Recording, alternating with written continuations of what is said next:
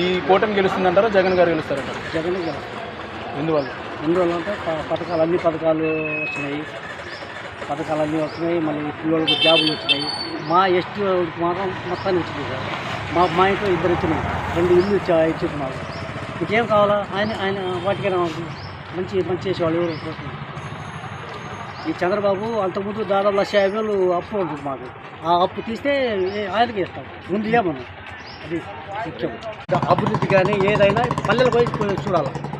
అసలు సచివాలయం ఎట్ట కడుతుర్రు, అసలు ఆ కాలనీ ఎట్ట కడుతుర్రు, అసలు అర్హత ఎవరైనా వాడిని ఆ పార్టీ ఈ పార్టీ లేదు. ప్రతి ఒక్కళ్ళకు అర్హత ఉంటే మొత్తానికి చేస్తారు. ఇది అట్ట తోడు ముఖ్యమంత్రి 9 సంవత్సరాలు మోసం చేసింది రైతులకు. మేము రైతులు, ఆ పిల్లలు చదువుకునేవాళ్ళు. అప్పుడు లక్షల ఫీజులు కట్టి చదివితే అప్పుడు రూపాయి ఇవ్వకుండా మోసం చేసి అట్లా చేసింది. ఇప్పుడు బ్రహ్మాండంగా ఉంది పథకం, ఏ పథకాలైనా.